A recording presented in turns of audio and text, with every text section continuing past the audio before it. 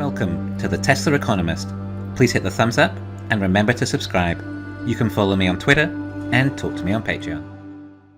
I mainly talk with other Tesla investors about Tesla and Elon, and although they, or likely you, are all about the mission and preserving humanity, some do seem awfully upset with Elon's Twitter distraction. Seriously though, if Elon had the time and energy to do all this, then you'd expect that Tesla is in pretty good hands. Otherwise, we expect Elon to be sleeping on the 4680 line factory floor. And not only that, Elon also seems to be starting more fights, pretty much taking on the Democratic Party now. Now, Elon has more important things to do than picking fights with some really powerful organizations and people, right? The fact that Elon has this much confidence, enthusiasm, and gusto to perform a takeover bid and fight with as many of these organizations or establishments as possible, well, surely that's perhaps a good sign for Tesla?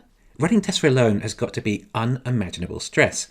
How you can also add a space company into the mix as well is beyond me, let alone all other associated Elon enterprises.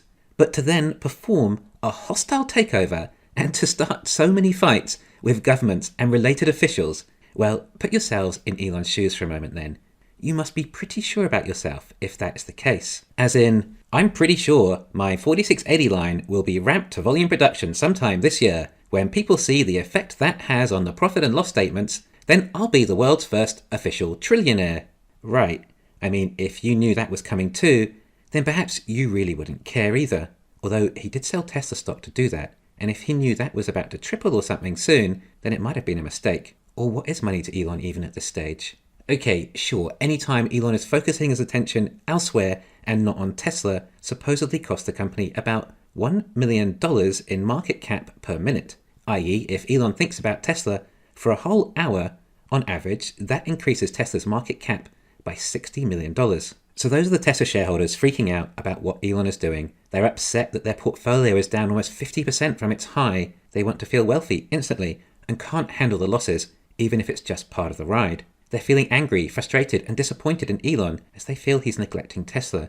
Tesla, at the moment, is mainly about getting the 4680 line ramped. Elon has all the right people in place working on that. Perhaps there's very little he needs to do with it now anyway. Perhaps you invested in Elon when you invested in Tesla and feel betrayed now Elon is moving on to Twitter. But Elon is not just Tesla. We knew this. Elon is a guy who took a look around the world and saw how it could be better and is doing what he can to make it that way. He is highly educated, enough to realize what it is that makes a society great, one that will last and remain in peace. The longer any society remains in peacetime, the further the innovation can occur. This was witnessed in Egyptian times, Chinese dynasties, Roman empires, and the recent Pax American. So what holds peace? Democracy is one of those important elements. So what reinforces democracy? Things like a solid middle class and a more trusting society. Therefore, Elon looks at ways of transforming society entirely into a more sustainable, peaceful planet. Yes, climate change is an issue, but Elon has pretty much done everything he can about that and getting it moving as fast as possible, save perhaps him digging out the actual raw materials himself. But how can you have a democracy if the majority of people are afraid to express their opinion in the fear that they may be called a bigot of some sort? And this could be on Facebook or Twitter, where it can be seen publicly, and everyone you know may also see all these allegations brought towards your actions. Opinions should be encouraged, not silenced, particularly when it comes to elections. Hence, where we are with Twitter. Elon doesn't want to put all this energy and time into building up Tesla only for democracy to crumble and enter some dystopian society. Elon is looking at building up humanity itself, not just growing Tesla as some mega corporation. Twitter will serve as a free speech platform where everyone can address their opinions without the fear of being humiliated. Some people have concerns about accounts like Donald Trump's being reinstated, but part of the point is that if Trump is back, then everyone can give their opinions or 2 cents on the matter, rather than Trump's voice being amplified in a far-right echo chamber without any feedback from alternative views.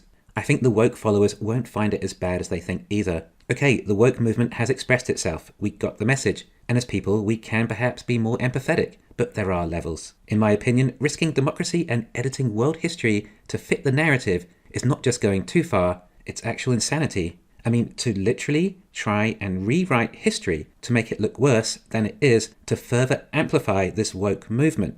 I mean, why? I'm personally a big fan of the actual truth, whether it's good or bad. I don't want to live in a fairy tale, and democracy goes into all facets, like freedom of speech and currency too.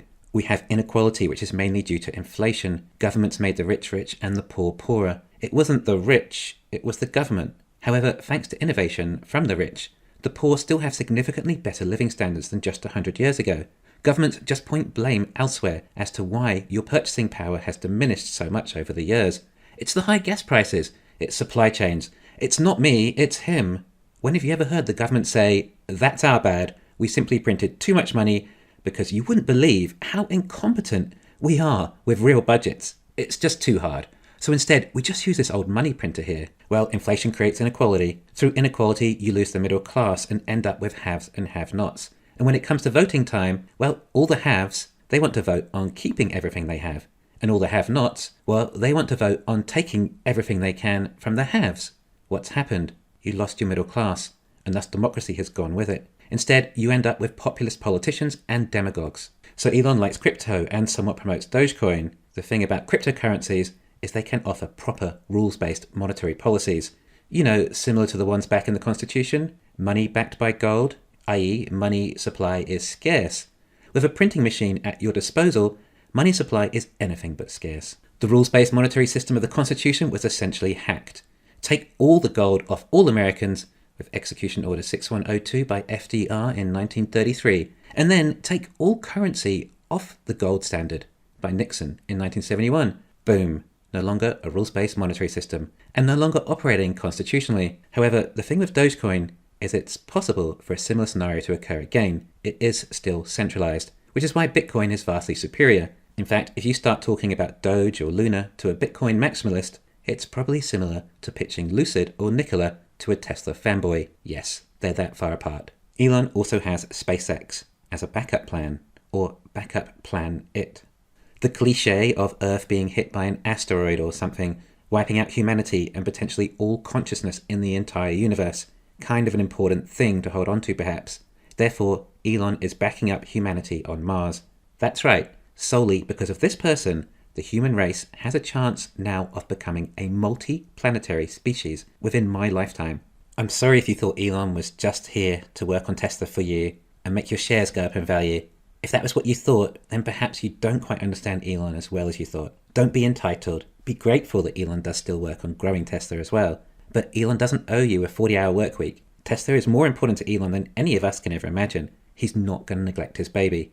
Although perhaps that is easier for me to say, having made significant profits from Tesla already. It's likely harder if you're down 20% or so. But don't worry, Elon still loves Tesla.